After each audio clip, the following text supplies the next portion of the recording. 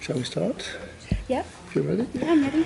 Okay, welcome everybody to this second part of the panel on Thomas More and the art of publishing. So, as you notice, we only have two papers for the panel. So, our speakers can expand a little bit on, the average time allotted for papers. This will also hopefully leave us time for comments and questions at the end. The interesting thing about these two papers is that they're both sequential. They cover a large amount of historical time from the reign of Mary Tudor to the Jacobean era. And they also have echoes, I think. There are similar questions to be asked in both cases.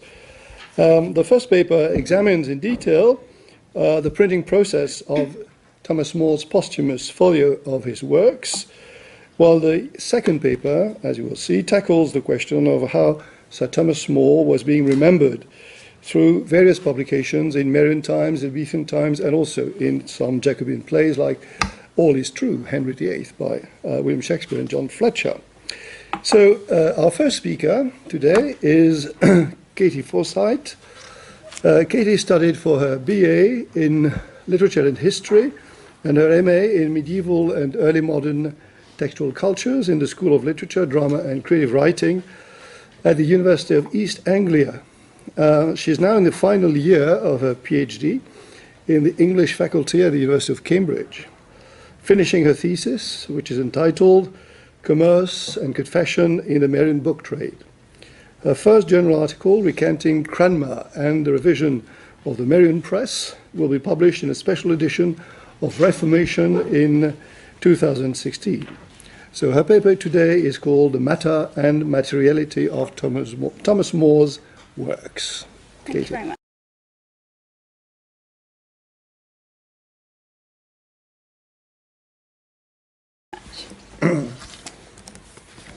In April 1557, the impressive folio edition of the works of Sir Thomas More, Knight, sometime Lord Chancellor of England, written by him in the English tongue, was printed at London, in Fleet Street, at the sign of the Hand and Star, at the cost and charge of John Carwood, John Whaley, and Richard Tottle.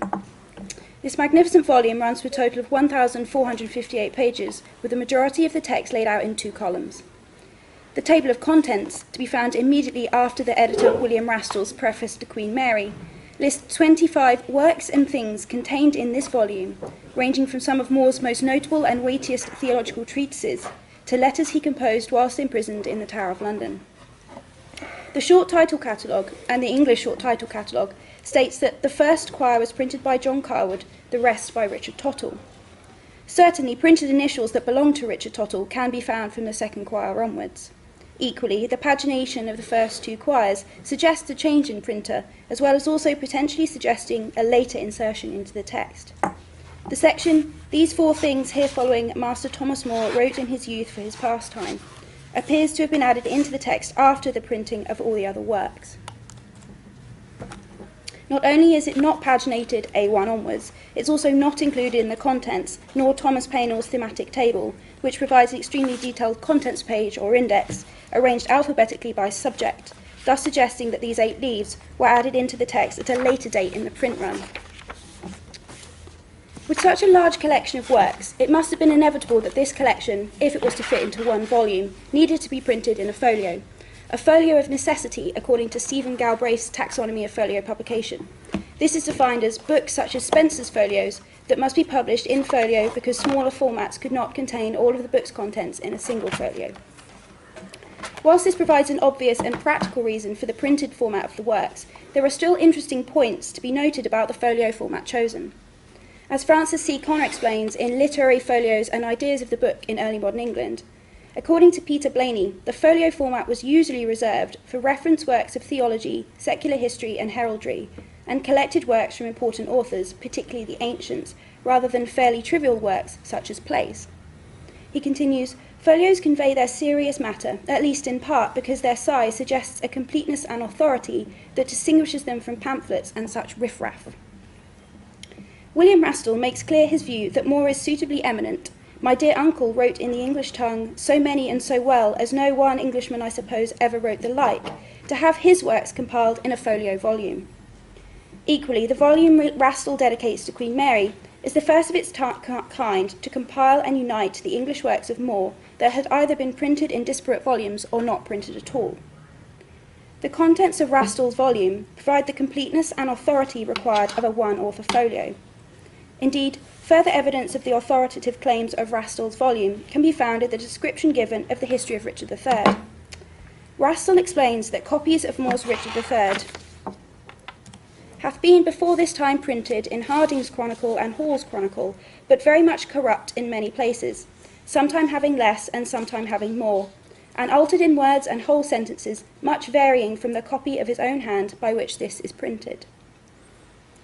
Rastall is keen to point out the authoritative nature of this version of the text, reaffirming the expectations of folio volumes in early modern England. Rastall, though, faced a fundamental problem in his intentions for the volume. He believed that More's works were worthy to be had and read of every Englishman that is studious or desirous to know and learn, and that this volume provided a way of enabling this.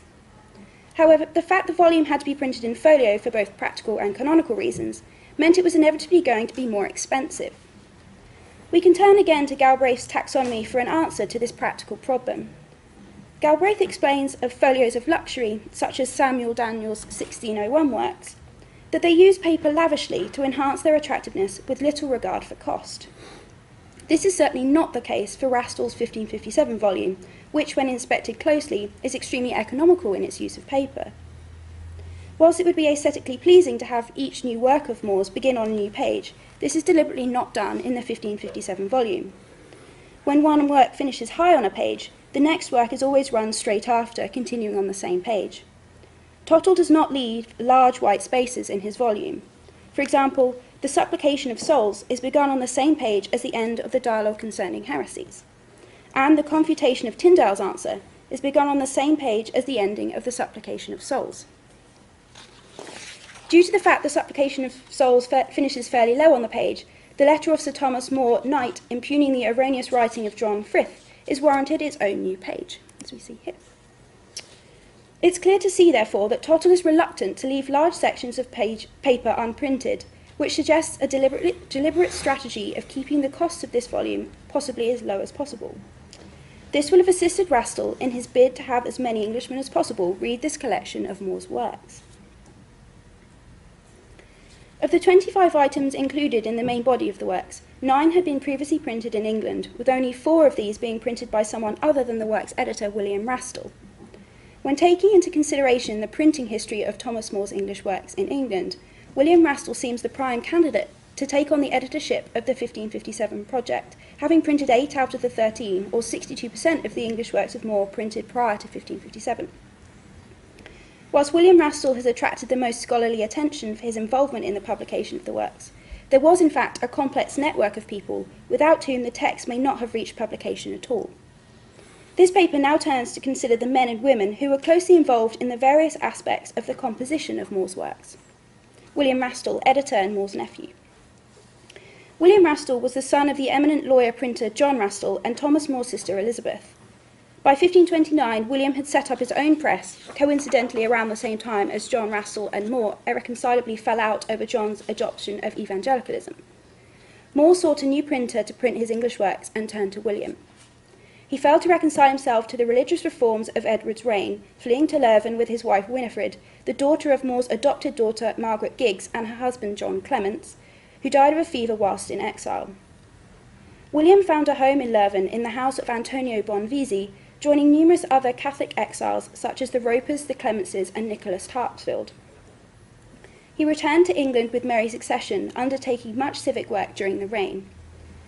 Rastall's motives for becoming involved in the production of More's English works are perhaps the clearest of anyone's to see. Thanks to his preface, we know of his desire to unite the English works of Thomas More in one place in order to ensure their survival and aid in the fight against heresy. We also know that it was Rastall who looked after the material that was to be used in the compilation of More's works, managing to safely smuggle it out of the country and safeguard it for several years in Leuven. It was not just Rastall, though, who collected and protected More's manuscripts and letters. More's daughter Margaret Roper played an initial and central role. Margaret was the daughter of More and his first wife Jane Colt, and was born in 1505. After More's death, it was extremely dangerous to possess More's unprinted works, particularly those that dealt with the king's matters. However, Margaret somehow managed to collect all of her father's works composed in the Tower.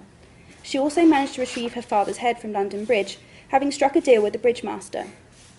It did not take Thomas Cromwell long to get wind of this, and as John Guy explains, hearing of her visit to the bridge master, he summoned Margaret before the Privy Council, where she was accused of attempting to propagate a cult and of concealing her father's papers. She ably defended herself, replying, "I have saved my father's head from being devoured from the fishes with the intention of burying it, and I have hardly any books and papers except a very few personal letters, which I humbly beseech you to keep." She was permitted to leave unharmed, in spite of prudently dissembling, saying that she had hardly any of her father's books and papers. Her enduring achievement would be to make sure that these very same materials, and a great deal more, would one day be published so that everyone could know the story of the man who'd kept silent. It's now important to consider those men involved who played an extremely practical role, the bringing of More's works to press. Richard Tottle, chief printer. Tottle was one of the few London printers to continue in their trade with the accession of Mary. Indeed, Tottle actually benefited from Mary's accession, securing much stock in trade from exile printers. His religious allegiances are harder to pin down than many Marian printers.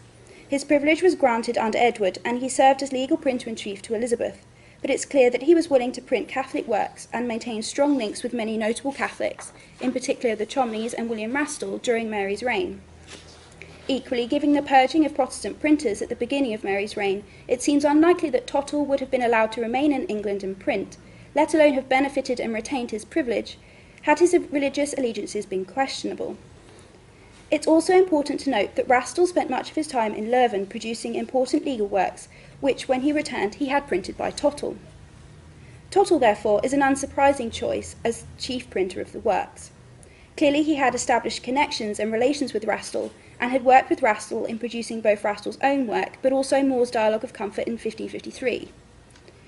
Equally, his willingness to lend his name so openly to the project, as well as his strong relations with a clique of very devout Catholics, as well as his success under Mary, suggests that another reason for Tottle's involvement, because of his sympathy for, and even perhaps allegiance to, the Catholic faith. John Carwood, printer of the first quire. Carwood is an interesting figure. He printed nothing before his appointment as Queen's printer in 1553, and the scholarly consensus on why he was granted this position was thanks to his staunch Catholicism. He proved a trusty and capable Queen's printer to Mary and later to Elizabeth I as well. His involvement in the printing of More's works is interesting. Given the large size of the folio and the fact that both Carwood and Tottle were both very able printers with active presses, one would expect them to have shared the printing. Carwood, though, appears to have been responsible for the printing of the first quire only and nothing else. Why was this the case? My first guess was that as Queen's printer, Carwood had a substantial workload and simply did not have the time to print a large portion of the More text alongside his royal printing. However, 1556 saw a sharp drop in the number of texts produced by Carwood. His total output reaches just 13. This can be simply explained by the fact that the Marian Parliament met between the 21st of October and the 9th of December 1555, but did not then meet again until January to November 1558. This lack of parliamentary business meant that no yearbooks were printed, and Carwood therefore was not required to print the genre of book that formed one of the most substantial parts of his Marian output. 1557 also saw a fairly small output, 12 works, which again fails to provide us with a practical reason as to why Carwood only printed one quire of the works. It was not because he was overloaded with works to print in his capacity as Queen's printer. It seems, therefore, that Carwood's involvement was financial rather than practical, a point which is reaffirmed by the colophon of the works, which merely states that the text was printed at the costs and charge of John Carwood, John Whaley and Richard Tottle. Carwood was certainly someone who was financially capable of supporting this production, and from a marketing perspective, it can be argued that his name as Queen's printer provided More's works with further authority and gravitas. John Whaley. John Whaley has been the most elusive stationer involved in the printing of More's works to track down. According to Blayney, the earliest known reference to him is from 1541, but we see him starting to produce books in earnest in 1545. Whaley worked as a publisher in conjunction with numerous printers, including Nicholas Hill, Robert Copeland, John King, William Copeland, and also John Day. Blayney believes that in 1555 he set up as a master printer, and explains that, as in previous years, many of the books published by Whaley, either alone or in partnership in 1555-7, were printed for him by a variety of known and recognisable printers. He concludes that Whaley really was a master printer for part of 1555-7, but that his output was so small that he still had to hire others to print some of his books. So how can Whaley's involvement in the publication of the works be explained? Simply, it seems likely that Whaley provided the publishing aspect of the syndicate, whilst Tottle and Carwood took care of the printing side of things. Thomas Paynell. Thomas Paynell's contribution to the works of 1557 can be found in the prefatory material at the front of the text. Paynell provides an extremely detailed thematic table of contents, or an index, which allows readers to locate various topics within the expansive volume. Paynell was an Austin canon, perhaps most famous for his works of translation. He was a devout Catholic. John Bale said of him that if monkish superstitions had not got in his way, he was a man born to help those around him. Paynell's involvement in More's works is understandable on religious grounds, but it can be argued that there was a more practical reason for his involvement too. In his Henrician translation of the Regimen Sanitatis of 1528, Paynell provides an extensive contents page, which provides a detailed breakdown of what is included in the text, as well as instructions on how to locate the page. Just as in Paynell's extensive table in More's works, his table in the Regimen Sanitatis is carefully divided within each quire by subject matter. It's clearly of great importance to Paynell that people understand how the table works and are able to use it correctly. He states, "To understand this table witteth that every letter of the alphabet in the book hath 4 leaves, and that every leaf is 2 pages or sides. The number that standeth at the line's end showeth what page or side of the quire the thing is in that ye would know." Then an explanation of what is to be found in each quire follows. For example, in the quire of H you can find information on of ripe figs and which be the best to eat, 1. Of the operation of grapes and which grapes be the best, 2. By what token we may know good wine, 3. And what hurts be engendered by sweetmeats, 7. The very detailed table that Paynell provides for the 1557 works is reminiscent of this earlier table. It can be argued, therefore, that part of the reason for Paynell's involvement was due to his skills in compiling extremely detailed and comprehensive thematic tables or indexes. The table, it will be argued later in this paper, was an essential component of the works and gives us an insight into one of the ways the works was intended to be used. Consequently, Rastall will have wanted to employ someone who would do a comprehensive and skilled job in compiling it. Mary Bassett, More's granddaughter and translator of De Tristitia Christi. I want to briefly mention Mary Bassett, as she seems to be often overlooked in the scholarship that considers More's works. The granddaughter of More and the daughter of Margaret Roper, it's fitting that Mary played a part in the works, providing the translation of De Tristitia Christi. Mary was educated by the great Marian scholar and translator John Christopherson, and gained a reputation for her skill in translation. As a gentlewoman of the Privy Chamber to Queen Mary, she dedicated a presentation copy of Eusebius's Ecclesiastical History to the Queen. Her second public translation was the De Tristitia Christi. The translation included in the works is introduced with a preface by the printer to the gentle reader, which extols the virtues of Bassett's translation. The lately Englished work, full of good and godly lessons, argues presumably Tottle, goeth so near Sir Thomas More's own English phrase that the gentlewoman, who for her pastime translated it, is no nearer to him in kindred, virtue, and literature than in his English tongue, so that it might seem to have been by his own pen indited first, and not at all translated. It's hoped that by now it's clear to see what a family and kinship project the 1557 works were. The compilation and publication of the works allowed the More Circle to celebrate and memorialise Sir Thomas and to develop, as Michael Questier has explored, a carefully constructed image of More. As he explains, we know of course that Sir Thomas More was a cultic figure soon after his execution in 1535, and particularly among his relations. This monopolisation of the figure of More within Marian England by members of this circle can also be clearly seen in other ways.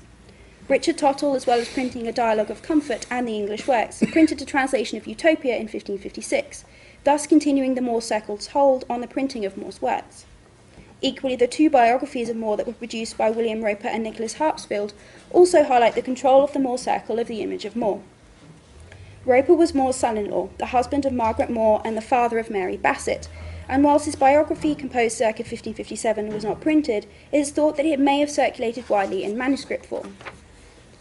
Perhaps of greater note is Nicholas Harpsfield's biography, The Life and Death of Sir Thomas More. This biography is believed to have been composed to accompany the English works. Hartsfield had come under the patronage of the More family during his time at Oxford, being supported in particular by William Roper. Hartsfield joined the other members of the More circle in exile in Bonvisi's house in Leuven. Whilst the carefully constructed image of More by the Mary and More circle allowed the family to control how More was represented and allowed them to celebrate his life and works very personally, it also served a wider and more public purpose, contributing to the fight against Protestant heresy and martyrdom that raged throughout Marian England, and as a work of moral, spiritual and theological guidance. Viewing More's works in this way begins to allow us to piece together possible intentions as to how this text was to be used and read. It's often unsurprisingly forgotten that the infamous Marian persecutions and burnings were underpinned with an intellectual and emotive textual fervour. The Marian regime did everything in its power to maintain the compliance of the English people to both the persecutions and the Catholic faith. It did so by producing works which tackled the Protestant problem head-on and engaged directly with ideas of martyrdom. Tackling the problem of the Protestant pseudo-martyr, as well as constructing to fight this an opposing image of true martyrdom, the regime found itself embodying its fight in the figure and writings of Thomas More. As Duffy explains, here was a carefully presented pattern of martyrdom radically different from the strident Protestant heroics that the apologists for the regime felt were so beguiling the blind and foolish London crowds. In the eyes of More and later the Marian regime, Protestants could not claim martyrdom. Cyprian's dictum of est martyr non potest qui in ecclesia non est, no one can be a martyr who is not in the church, held substantial weight in Marian England. More's argument, as Anne Dillon explains, that a variety of people dying for a variety of differing causes, and moreover mutually opposed to one another, could not be martyrs, because the martyr was the symbol of the true church, which was by definition one in body, belief and worship, encapsulated a major strand of the Marian regime's stance on Protestant heretics. Equally, there was a real concern that the English people who witnessed these executions would be, in the words of William Wiseman, led astray by the apparently brave deaths of anti-martyrs. Perhaps the most famous work of Marian propaganda, Miles Hogarth's Displaying of the Protestants, was keen to point out that the cause as it aforesaid doth make a martyr and not the valiant death. There are numerous examples of execution witnesses converting to Protestantism as a result of witnessing a valiant Protestant death at the stake. As Susanna Brietz-Monta argues, a good death could lead witnesses to embrace the martyr's beliefs, such as in the case of Julian's Palmer. Palmer had been a staunch Catholic and outspoken critic of Edward VI's Protestant reforms during his time at Magdalen College, Oxford, but after witnessing the execution of Latimer and Ridley, refuted Catholicism and took up the doctrines of Protestantism. The Marian regime, therefore, needed to reinforce what they saw as true claims to martyrdom in light of the onslaught of false claims being made across the nation. It's in light of this need for authoritative truth regarding martyrdom that one must place the 1557 works. It's important at this point to briefly note the Marian context of William Rastell. Whilst undeniably seeking to memorialise his uncle, Rastell played an important part in the public context of More's works, which provides us with another reason for his desire to compile this edition.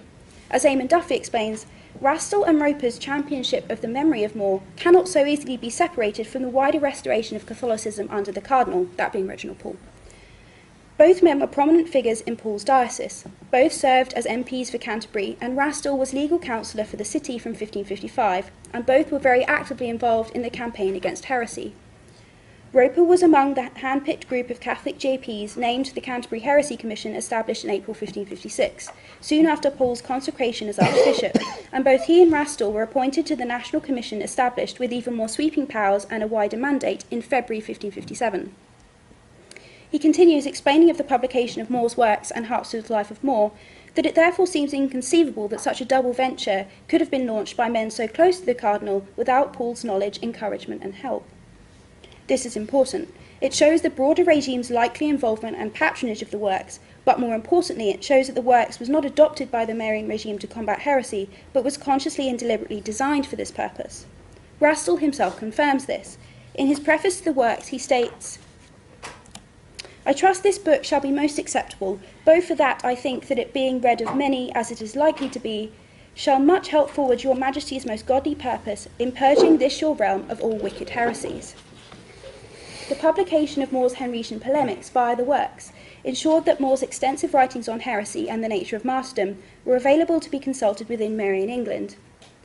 Equally, the publication of More's Tower works and personal letters allowed Rastell to fashion, and the Marian regime to capitalise on, the figure of More as a martyr himself. As Eamon Duffy explains, the composition of Harpsfield's Life of Moore and the issuing of Moore's English works formed an ambitious double project to refashion Moore's image as a paradigm of lay orthodoxy and true martyrdom, and to make available his anti-heretical and martyrological writings in English. As Dale B. Billingsley explains, the second half of the works, from the Dialogue of Comfort to the Last Letter, the folio moves the reader through a journey to martyrdom, which sees the emergence of Moore as a martyr icon. Not only did the works ensure trusted literature on the nature of heresy and martyrdom was available to be consulted and deployed in the fight against Protestantism, but the works also provided the regime with an exemplary Catholic martyr in the figure of Moore to use to counter Protestant claims to martyrdom. The importance of presenting Moore the martyr, it can be argued, can be seen through the inclusion of certain devout and virtuous instructions, meditations and prayers made and collected by Sir Thomas More Knight while in the Tower of London. In order to do this, Rastall had to include works which do not fit the description of English works. As Billingsley states, the editorial principle of the Tower section is inclusivity. More the martyr is to be represented as completely as his extant writings, whatever their form or tongue, will allow. The inclusion of Moore's Latin instructions, letters and prayers, therefore, highlights the importance of that Rastall placed on emphasising Moore's Stoic descent towards and into martyrdom. So keen to emphasise Moore's personal journey to the block that he was willing to break the vernacular design of the works. Indeed, as Duffy explains, the edition contained all Moore's vernacular controversial works, but it culminated with his devotional treatises, prayers and letters from the Tower of London. The letters in particular provide a powerful counterweight to the prison letters of the Protestants then circulating. Moore's letters offered a moving picture of a noble, almost quietist Catholic saint, following a very different mode to martyrdom from what the regime saw as the arrogant and presumptuous self-immolation of the victims of the Marian burnings. The inclusion and translation of these works also gives us an insight into the possible intended readership of the works. In deciding to break with the vernacular pattern of the works as a whole, Rastall could easily just have left these Latin snippets untranslated. However, translations are provided. This suggests that Rastall was keen to ensure a greater access to these works than leaving them in Latin would have permitted, thus reinforcing the idea that More the Catholic Martyr was being used in a didactic and exemplary way. Another overlooked idea regarding the way the works was intended to be used can be developed in consideration of Paynell's extensive table. The table's detailed arrangement into thematic sections, which are then referenced within the text by page number and section letter. For example, to find out about the Antichrist being the head of heretics, you should turn to page 287, section H, suggests that the text was composed by Rastall to be used as a work of spiritual, theological and ecclesiastical reference. He himself mentions this in his preface, explaining the text should be read by every Englishman that is studious or desirous to know and learn not only the eloquence and property of the English tongue, but also the true doctrine of Christ's Catholic faith, all the godly moral virtues that appertain to the framing and forming of men's manners and consciences, to live a virtuous and devout Christian life. He also talks of readers perusing the text in order to attain great knowledge, as well for the increasing of all kinds of godly virtues and holy living. Considering the explicit discussion by Rastall of meditative and contemplative perusal of the work, and the fact the text has been deliberately catalogued and referenced by Paynell by subject and theme to such a detailed degree, suggests the works was intended to be a point of guidance, to be dipped in and out of accordingly at a time of need, and not a work that was intended to be read comprehensively from cover to cover. So to conclude, this paper has drawn together various bibliographical, literary, historical and theological ideas regarding Moore's works. It's hoped the arguments put forward, those such as the economy of paper reflecting on an intended readership, specific considerations for the reasons for the station's involvement, and the viewing of the works as a contemplative reference work to be dipped in and out of, have provided new ideas regarding the matter and materiality of Moore's 1557 works. Thank you.